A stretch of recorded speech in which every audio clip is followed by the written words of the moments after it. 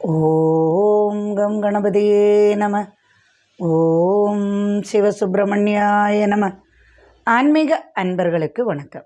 இன்று 28/5/2024 குரோதி வருடம் வைகாசி மாதம் 15ஆம் தேதி செவ்வாய்க்கிழமை.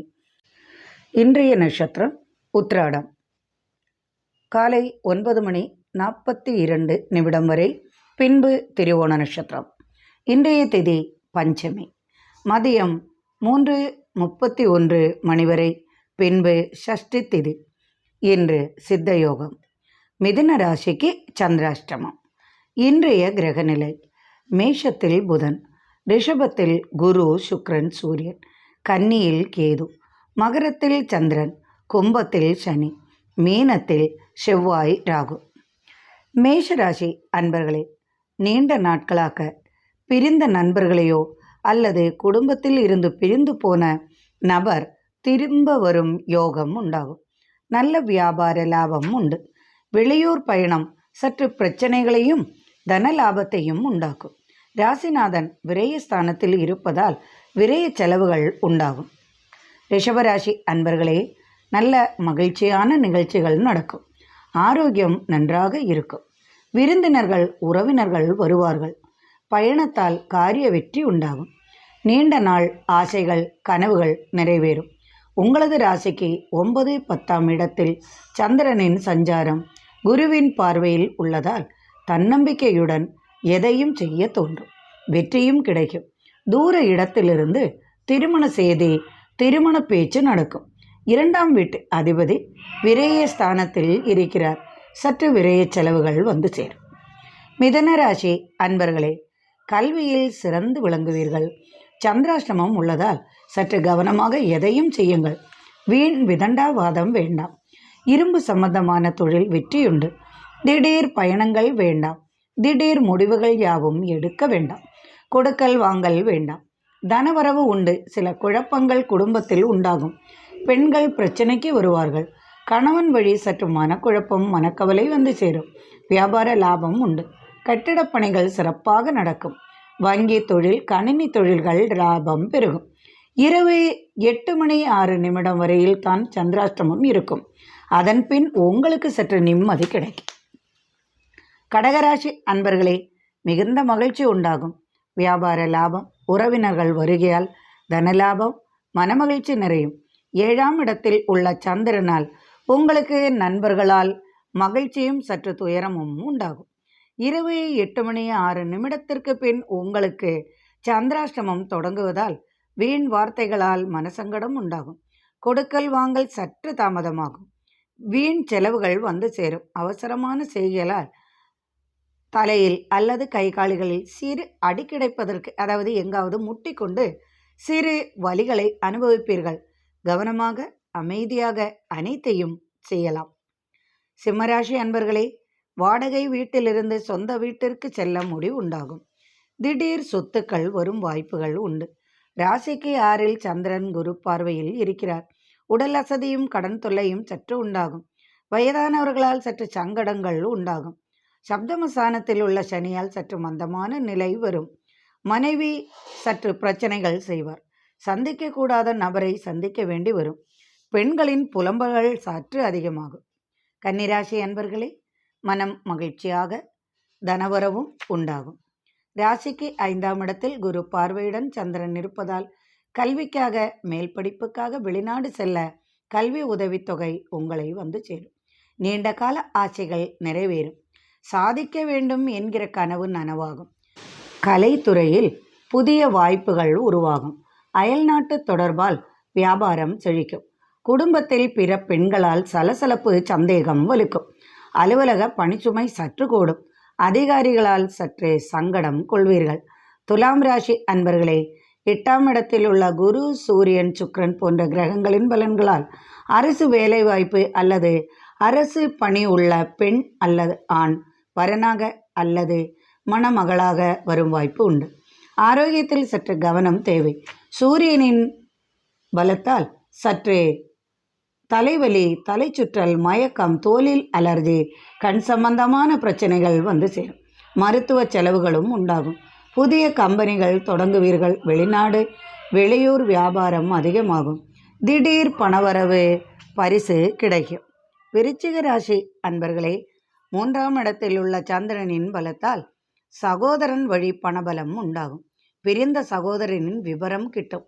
மனமகிழ்ச்சி உண்டாகும். எடுத்த காரியம் முடித்து நிம்மதி பெருமூச்சு விடுவீர்கள். திடீர் பணவரவு ஆதாயம் உண்டு. அனுகூலமான பலன்கள் கிட்டும். திடீர் திருமணம் கைகூடும். வியாபார லாபம் அலைச்சல் சற்று அதிகமாகும். கூட்டு முயற்சிகள் வெற்றி பெறும். பணவரவு திடீர் பரிசுகள் வந்து சேரும். தனுசு ராசி அன்பர்களே, திடீர் முடிவுகளை எடுப்பீர்கள். திருமணம் போன்றவை முடிவாகும். நீண்ட பயணம் முடிவுக்கு வரும். சற்று மன உளைச்சல் உண்டாகும். சிந்தித்து முடிவெடுக்க முயற்சி செய்யவும். பயணங்களால் ஆதாயமும் வெற்றியும் கிடைக்கும். திடீர் சந்திப்புகள். எதிர்பாராத நபரை சந்திப்பதால் மன உளைச்சல் உண்டாகும்.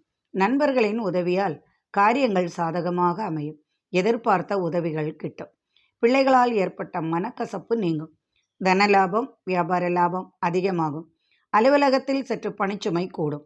சிறு வியாபாரங்களில் இரட்டிப்பு லாபம் வந்து சேரும். மகர ராசி அன்பர்களே, பூமி சம்பந்தமான தொழில் லாபகரமாக அமையும். பூமி சொத்து கைவரும். குடும்பத்தில் உள்ள சொத்து வாங்க வேண்டிய சூழ்நிலை உருவாகும். கடன் தொல்லையால் சற்று தொல்லைகள் உண்டாகும். எனினும் கவலை வேண்டாம். உங்களது ராசியிலேயே சந்திரன் உள்ளதால், ராசியை குரு பார்ப்பதால் கஜகேசரி யோகமும் உண்டு. இதனால் சிலருக்கு திடீர் பேரதிர்ஷ்டம் பரிசுகள் கிடைக்கும் வாய்ப்பும் வந்து சேரும். நினைத்து பார்க்க முடியாத அளவுக்கு திடீர் பரிசுகளும் வந்து சேரலாம்.